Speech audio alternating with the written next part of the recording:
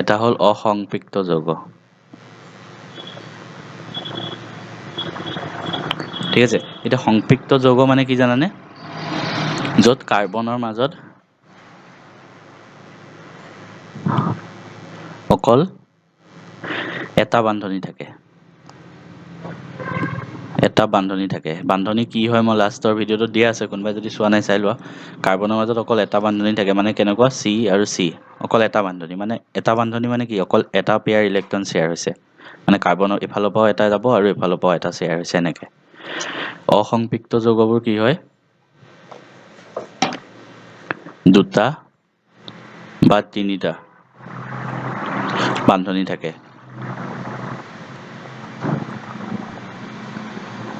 মানে এনেকে লিখিব পাৰা দ্বি বান্ধনী কাৰ্বনৰ মাজত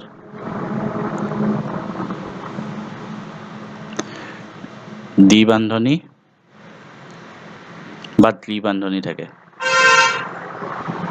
মানে দুটা বা তিনিটা বান্ধনী থাকে মানে ধৰা C আৰু ডাবল থাকিব বা ট্ৰিপল থাকিব ডাবল থাকিল মানে দুটা পেয়াৰ ইলেক্ট্ৰন শ্বেয়াৰ হ'ব ইফালৰ পৰা দুটা ট্ৰিপল মানে তিনিটা পেয়াৰ ইফালৰ পৰা তিনিটা থাকিব ইফালৰ পৰা তিনিটা থাকিব এনেকে শ্বেয়াৰ হ'ব ঠিক আছে এইটো হ'ল সংপৃক্ত যৌগ আৰু অসংপৃক্ত যৌগ এইকেইটাৰ ওপৰতো প্ৰশ্ন আহে পৰীক্ষাত ইয়াৰ সংজ্ঞা লিখিবলৈ সো সংপৃক্ত যৌগত কি হয় কাৰ্বনৰ মাজত অকল এটা বান্ধনী থাকে মানে এটা ইলেক্ট্ৰন দুইফালৰ পৰা শ্বেয়াৰ হয় অসংপৃক্ত মানে দুটা বা তিনিটা বান্ধনী মানে দুটা ইলেক্ট্ৰন শ্বেয়াৰ হ'ব পাৰে দুইফালৰ পৰা বা তিনিটা ইলেক্ট্ৰন শ্বেয়াৰ হ'ব পাৰে ঠিক আছে এইটো হ'ল এইবিলাক মনত ৰাখিবা এটা চাবা আকৌ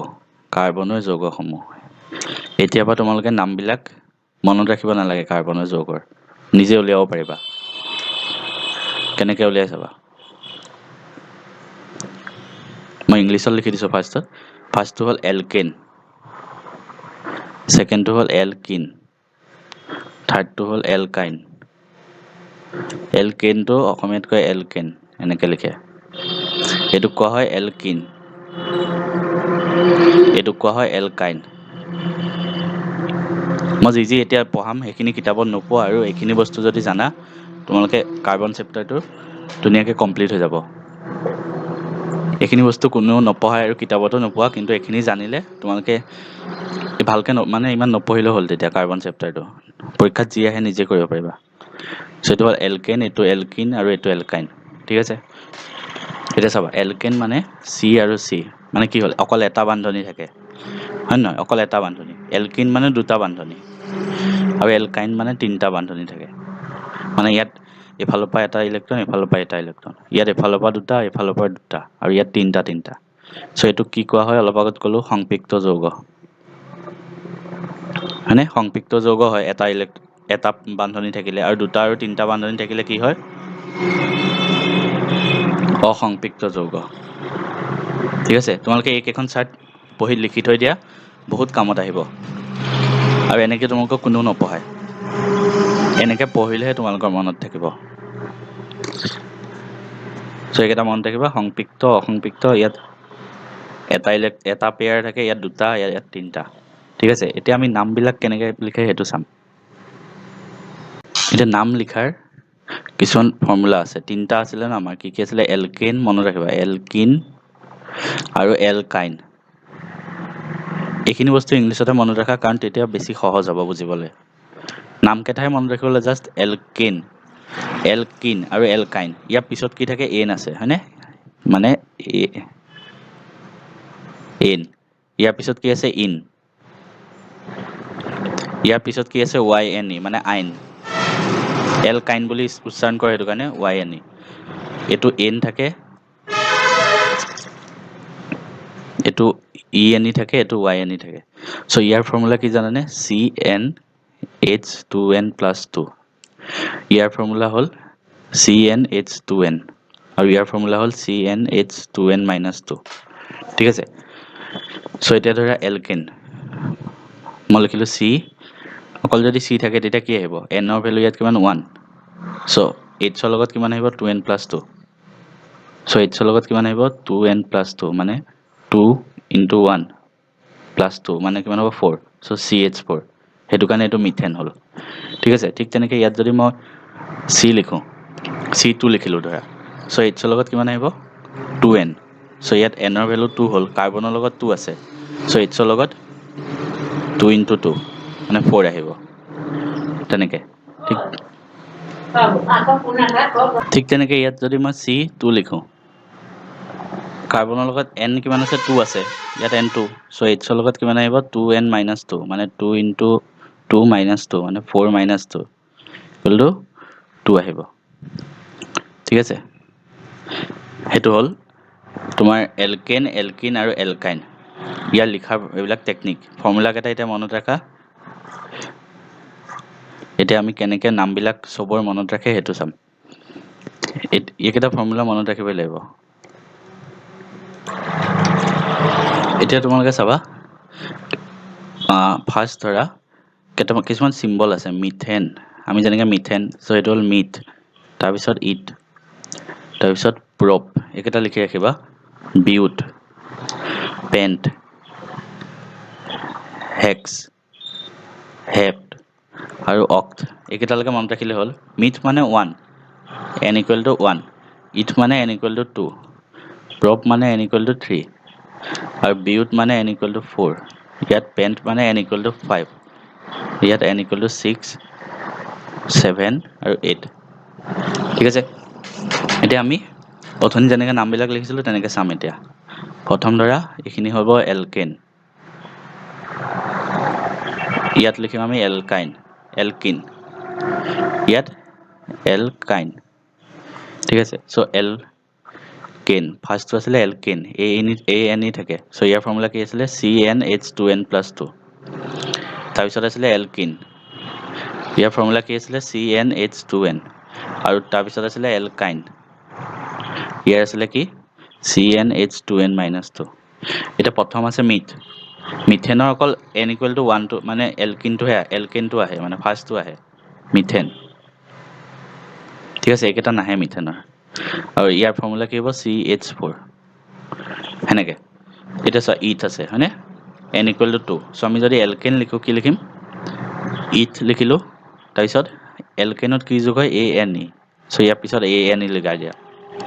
ঠিক আছে সো এতিয়া ইথেন লিখিলো ইয়াৰ ফৰ্মুলা কি হ'ব n = 2 আছে সো C2 হ'ব আৰু তোমাৰ ইয়াতো কি আছিলে CnH2n+2 সো n = 2 আছে সো C2 লিখিলো আৰু h ৰ লগত কি হ'ব 2 * 2 + 2 মানে C2H4+2 মানে 6 হ'ব সো C2H6 তেনেকে ফাৰ্স্ট এলকেন কেইটা লিখি লওঁ তাৰ পিছত এটো হ'ল প্ৰপেন প্ৰপ তাৰ পিছত এলকেনৰ কাৰণে ANE আহে প্ৰপেন হল ইয়াত n = 3 সো h ৰ লগত কিমান হ'ব 2n + 2 2 * 3 + 2 মানে কিমান হ'ব 6 + 2 8 সো এটো হ'ব H8 ঠিক তেনেকৈ এটো বিউট আছে এলকেন সো বিউটেন হ'ব ফৰ্মুলা কি হ'ব C লগত আহিব 4 এলকেনৰ ফৰ্মুলা এটো ফাৰ্স্ট আমি এলকেন খিনি লিখি আছো এলকেনৰ ফৰ্মুলা হ'ল এটো CnH2n+2 এতিয়া n = 4 আছে সো h ৰ লগত কিমান আহিব 2 * 4 + 2 মানে 10 আহিব H10 ঠিক তেনেকৈ পেন্ট এটো লিখে পেন্টেন এটো যদি কৰা তোমালোকে ইয়াৰ লগত n আছে 5 সো c লগত 5 আৰু h ৰ লগত 2 * 5 + 2 মানে কিমান হ'ব 12 ঠিক তেনেকৈ হেক্সেন এটো লিখে হেক্সেন পিছত ANE আছে সো C6H কিমান আহিব জানে 14 সো h কিমান আহিব 14 ঠিক তেনেকৈ হেপ্টেন এটো হেপ্টেন বুলি লিখে C লগত n7 আছে আৰু h ৰ লগত কিমান আহিব 2n + 2 ফৰ্মুলা কৰিলে হ'ল আহিব কিমান 16 অক্টেন এটো কিমান আহিব C8H18 হল এখিনি আমি কি লিখিলো আমি এলকেন বিলাক লিখিলো না পিছত ANE থাকিলে ইথেন প্ৰপেন বিউটেন অসমীয়াত এনেকৈ লিখে বিউটেন এনেকৈ অসমীয়াত লিখি দিলে হ'ল কিন্তু এইবোৰ তোমালোকে ইংলিছত মনত ৰাখা তেতিয়া ভালকৈ মনত ৰাখিব ঠিক আছে এখিনি আমি এলকেন বিলাক লিখিলো এতিয়া এলকিন আৰু এলকাইন এইবিলাকো জানিব লাগিব সো এইবিলাক চাবা এতিয়া গতিকে আমি এলকেন বিলাক লিখিলো ইয়াৰ পিছত আমি লিখিম এলকিন বিলাক এলকিন আৰু ইয়াত কাৰ্বনৰ মাজত কেইটা বন্ড থাকে দুটা ঠিক আছে মানে ডাবল বন্ড থাকে মানে দুটা দুটা পেয়াৰ ইলেক্ট্ৰন আহে সো সেইবিলাক কয় এলকিন লাষ্টত ই যোগ হ'ব সবতে সেইটো যোগ হ'ব ঠিক আছে এতিয়া আমি চাবা মিথেনটোত নাহে মিথেনটোত অকল এলকেন আহে সো মিথেনটো অকল মিথটোত মানে অকল মিথেনে আহে বেলেগ একো নাহে এটা ইথ আছে সো ইথ লিখিলো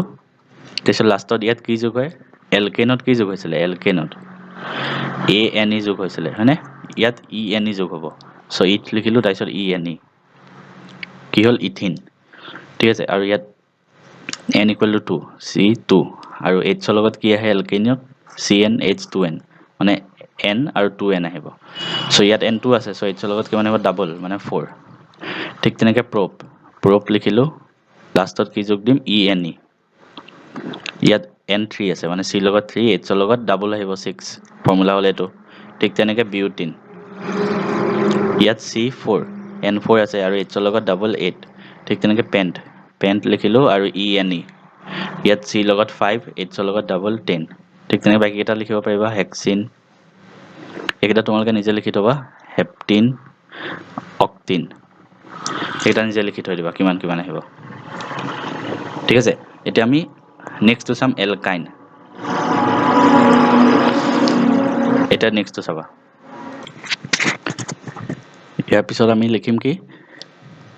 এলকিন বিলাক লিখিম এলকিন লিখিলো এতিয়া আমি এলকাইন বিলাক লিখিম ঠিক আছে এলকাইন লাষ্টত কি যোগ হৈছে ine মনত ৰাখিবা আৰু এলকাইন ইয়াৰ ফৰ্মুলা কি আছিলে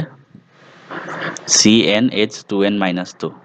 n যিমান হ'ব আৰু h ৰ লগত কি আহিব 2n - 2 ঠিক আছে এতিয়া মিথেনটো নাহে মিথটো নাহে মানে ইথ আছে সো ইথ লাষ্টত কি যোগ হ'ব ine হল ঠিক তেনেকৈ এটো প্ৰপ